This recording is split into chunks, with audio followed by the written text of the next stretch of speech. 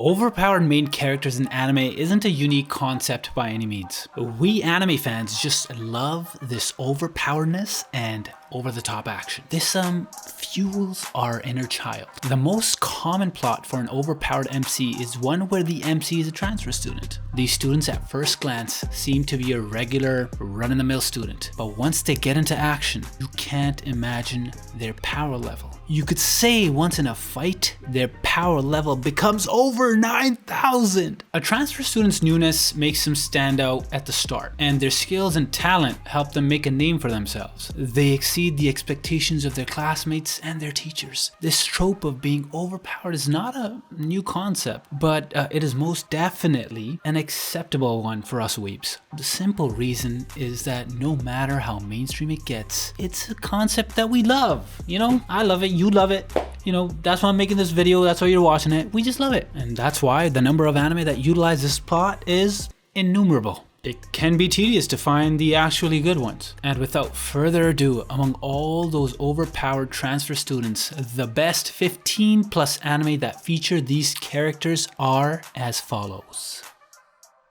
And number 16, we have Misfit of the Demon King Academy. So the Misfit of the Demon King Academy has the most overpowered transfer student in the history of anime transfer students, in my humble opinion. The MC Honest Voldigod is not just a transfer student, but also the Demon King. Who's a reincarnation of the Demon King, to be precise. So even though he's a Demon King, he sacrificed his life for the sake of saving the world. And by doing so, he had to be reincarnated into the world after 100 years. So while he was gone, this world actually forgot all about him, the actual Demon King. But this was not a problem for our guy Voldigod. Let me tell you why. This guy is so overpowered that he started high school just 1 month after being born. Yeah, let me say that again. He started high school just 1 month after being born. If this doesn't define his overpoweredness, my guys and gals, then what does? And at number 15, we have Codebreaker. Sakura Koji is a skilled martial artist, fair, and has a strong sense of justice. One day while returning home, she finds an arsonist who lit a handful of people on fire. And so due to Sakura's sense of justice, she does the right thing and calls the police for help.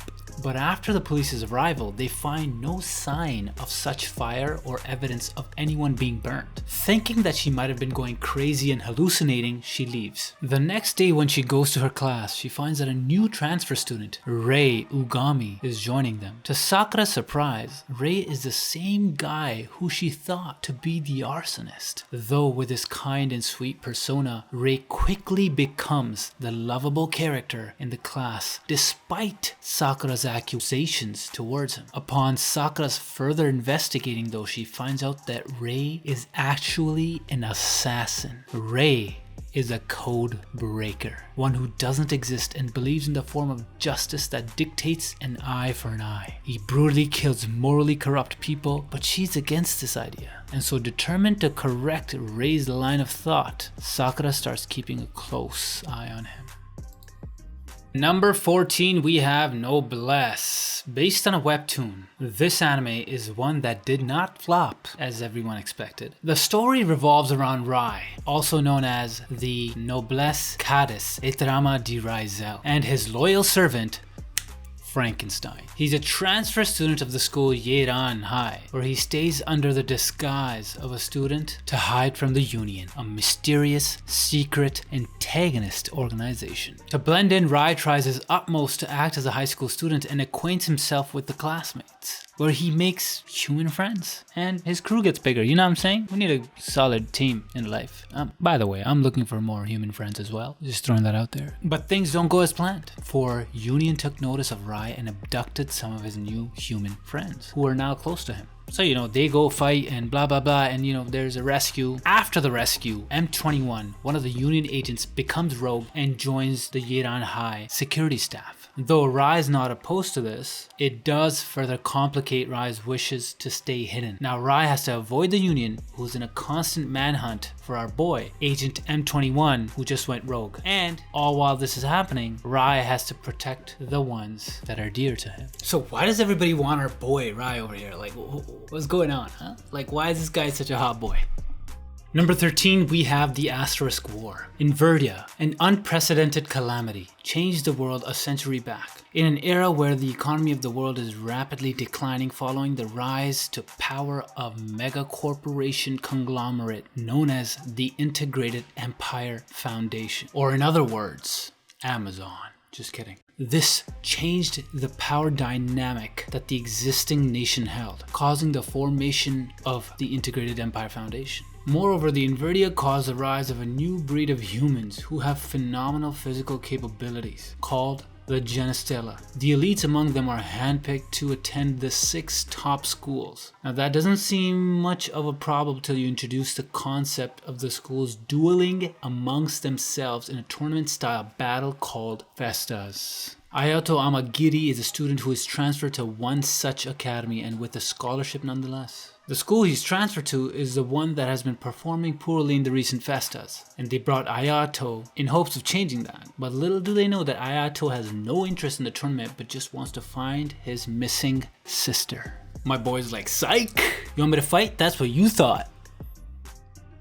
And number 12, we had Myriad Colors Phantom World. This story is set in the near future, where ghosts, yokai, or more commonly known as phantoms, are superstitions that adults use to scare children. But they become a reality when a virus infects the brain and spreads throughout the society. This infection allowed people to realize that these superstitious beasts were living around them and amongst them the entire time. Can you guys imagine though? Like, what if this is what life is like for us? And we just don't know what's around us. Spirits, ghosts.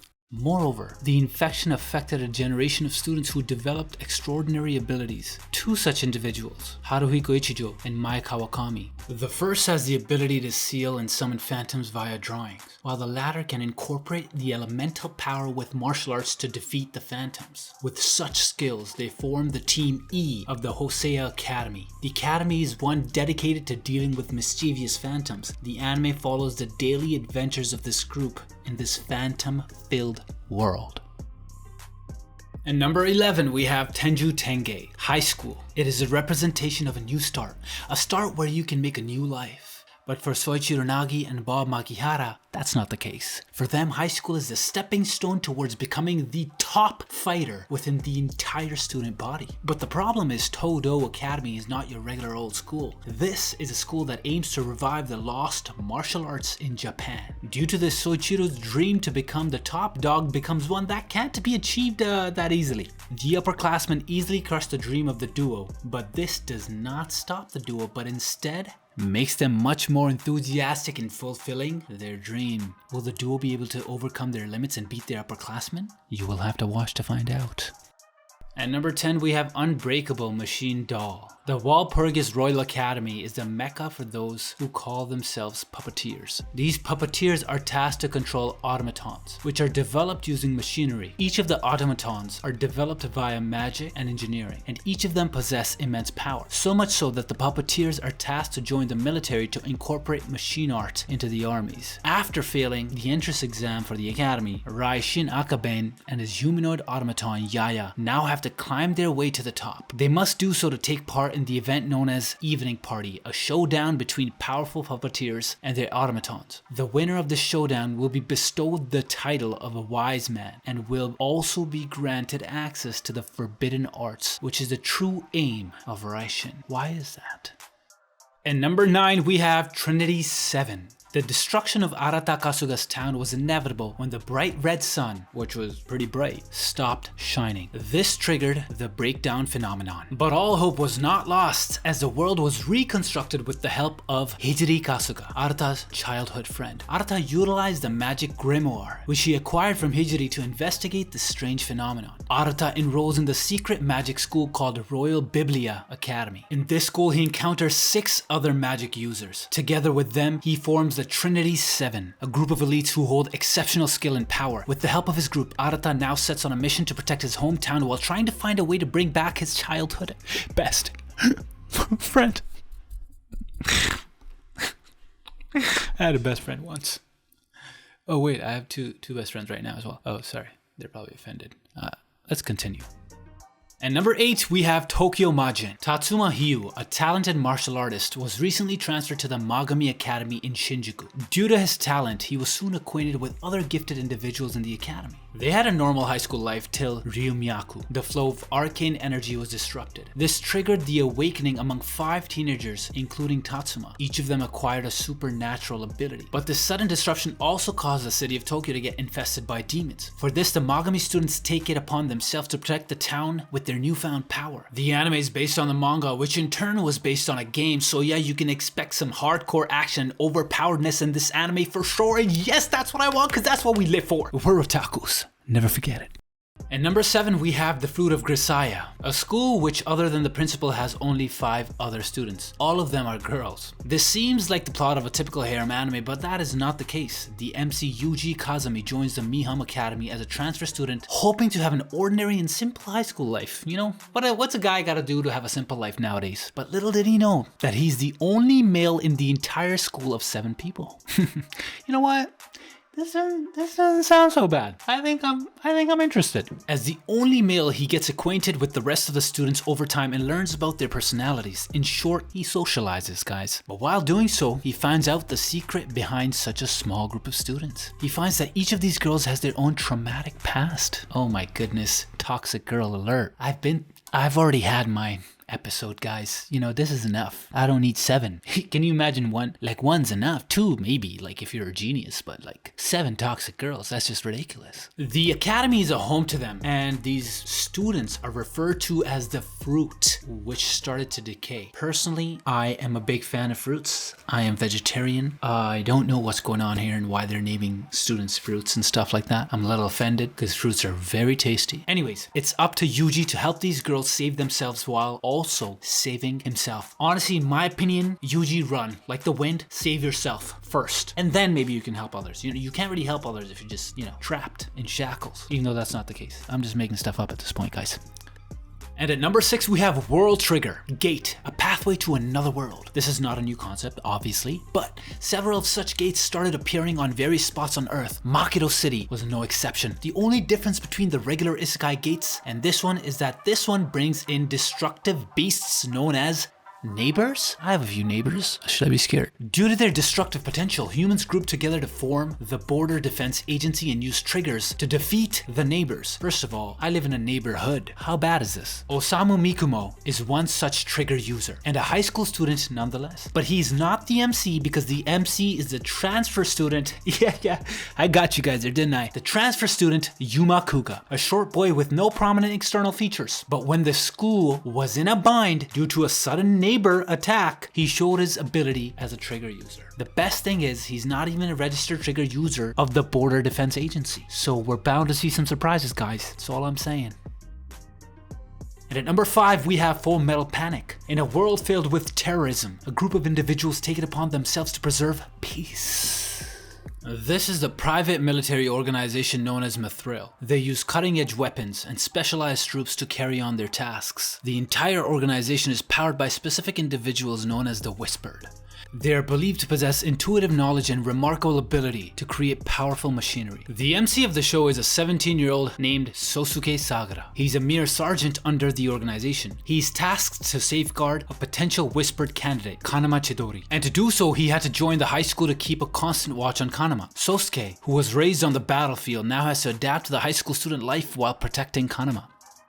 And at number 4, we have Food Wars. That's right, my friends. If you are hungry, then don't watch the show because you're going to eat up your whole house. The fridge is going to be empty. Your parents are going to be mad at you. Your wife's going to kill you. The kids are going to be unhappy with you. Now, before you guys start writing about how is there even an overpowered MC in this anime, hear me out. Overpoweredness doesn't necessarily mean the MC is super strong in fights. It simply means someone who can defeat the best of the best with their skills and abilities. Okay, maybe this is a gray area. And in my opinion, Soma Yukihira satisfies most of these conditions. So Soma is a 15-year-old and he loves cooking. For that, he joins Totsuki Culinary Academy to better his skills. This is the academy that is famed to produce the leading chefs of the culinary world. Once he goes to the academy, he's looked down upon though by all, even the infamous god tongue Erina Nakari. But all are shocked when Soma surprises her with a simple dish made of eggs. And number 3, we have Chivalry of a Failed Knight. In a world filled with supernatural phenomenons, a few humans can harness the power of their souls to form powerful weapons. These individuals are known as Blazers. They are the most critical asset of human society to fight off calamities. All these Blazers are to be trained in the prestigious Hagun Academy. Once they graduate, they become the Mage Knights. One particular Blazer, Iki Kurogane, is the sole F-rank Blazer in the entire academy. He's a shame to the Blazer community, but his life starts turning when he meets Stella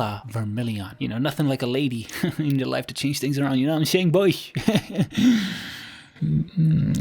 don't have a lady, I'm single. So, his life starts turning when he meets Stella Vermilion, an A-rank Blazer. It is not like he becomes one of the best Blazers in an instant or anything, but he trains and sharpens his skill, his manageability of his soul manipulation. Doing so, he not only beats an A-ranker, but sets on making a name for himself. A positive one this time. And at number 2, we have Wise Man's Grandchild. In the kingdom of Earlshire, Shin, an orphan, had a peaceful life in the forest. There he lived with his grandfather Merlin and trained in the mystic arts of magic and also swordsmanship. But on his 15th birthday, he had to leave his grandfather and join a school to get formally educated. His social awkwardness made him stand out alright, but the thing that made him well known was his skills. The thing is, he was on par, if not better than his grandfather in every aspect of magic. And to the people of Earlshire, there was no greater magician than Merlin, his grandfather. The secret behind Shin's overpoweredness is not only his upbringing, but also the fact that he's actually a normal Japanese salaryman who got isekai'd into this magical world. His imagination and ability to comprehend magic with modern knowledge make him unbeatable as a magician. And at number 1, we have Classroom of the Elite. Ever wondered what a class full of elites would be like? Well, Kuro Ikusoi Senior High School is a utopia that is filled with such classes. Among all the elite classes, Class D is where the worst of the worst are dumped into. But there is a way to upgrade your status in this school, and it is to get better. Yes, that's right, to get better merit than the other classes. Now, no one expects much from the D class as they are the worst of the worst. That is until Kiyotaka Ayano Koji comes into the equation. He's at first glance an unmotivated and harmless guy, you can say. But with his giga brain power and intricate planning, he wants to change the standing of his entire class. And this triggers a series of events that show how OP the MC really is. There you have it, my ninjas. It's your boy Ernie Senpai back at it again, because that's what I do. It was really, hard for us to choose only 16 characters out of thousands for the OP transfer students, but we tried our best, guys. But if our best is not good enough, I need to know in the comments. You know, give me specific things that you think I should have included or should not have included. How about that? But all in all, we can't help but fall in love with them because these transfer students, their vibe is just so cool, We hope you liked the list and we'll come back for more. And if you want to tell me what other top 10 lists I should make, write it in the comments right now.